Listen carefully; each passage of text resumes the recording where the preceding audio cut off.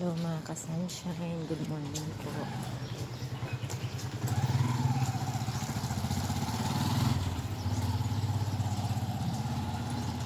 So,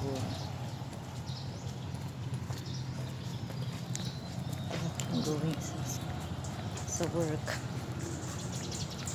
Ang ganda ng araw ngayon. Very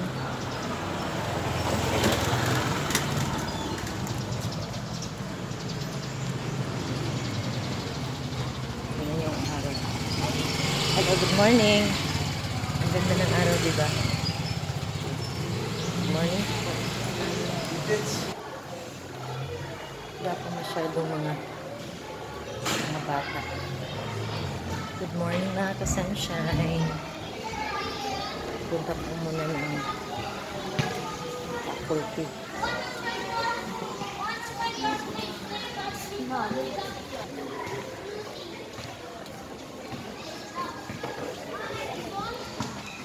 Good morning, Teacher Jill. Hello, hello.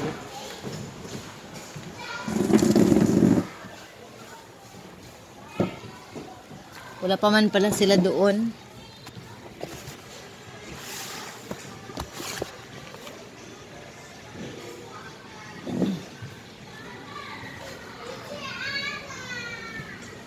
Hello po. Magandang umaga sa lahat. Sa ating lahat. Ngayon ay Huwebes. January 9. Hello po sa lahat.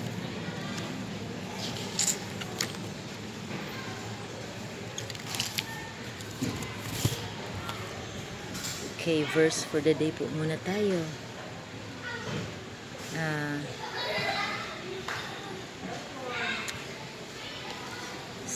According sa Psalm 145 verse 13, sinabi po rito, the Lord is faithful to all His promises and loving toward all He has made.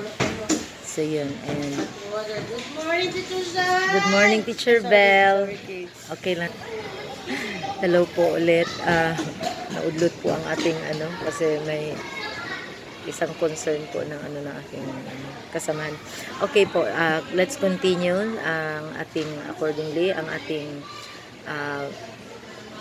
Bible verse for today is makikita sa Psalm 145 verse 13. Sinabi, the Lord is faithful to all His promises and loving toward all He has made. So, sinabi din dito, according kay J.I. Packer, na sinabi niya, the stars may fall, but God's promises will stand and be fulfilled. Ayun lang po mga ka-sunshine. Let's remember na kahit anong mangyari sa atin, kahit anong mangyari sa araw na to, always remember that the Lord is faithful to all His promises.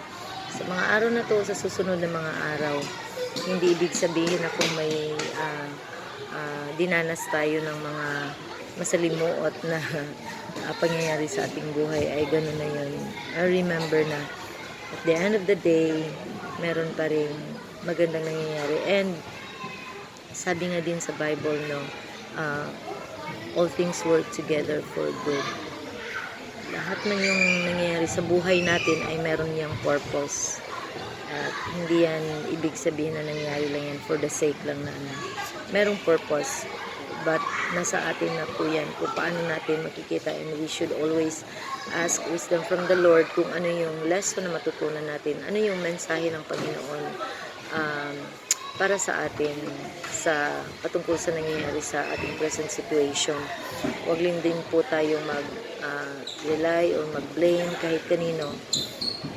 Balik din natin sa ating sarili. Lord, ano ba ang gusto nyo ipaabot sa akin? Ano bang mensahe nyo sa akin sa mga pangyayaring ito? So, yun lang po mga ka-sunshine. Thank you for watching my video till the end. And thank you for following. Salamat po sa pagsunod at sa walang sawang suporta. Salamat po mga ka-sunshine. God bless everyone.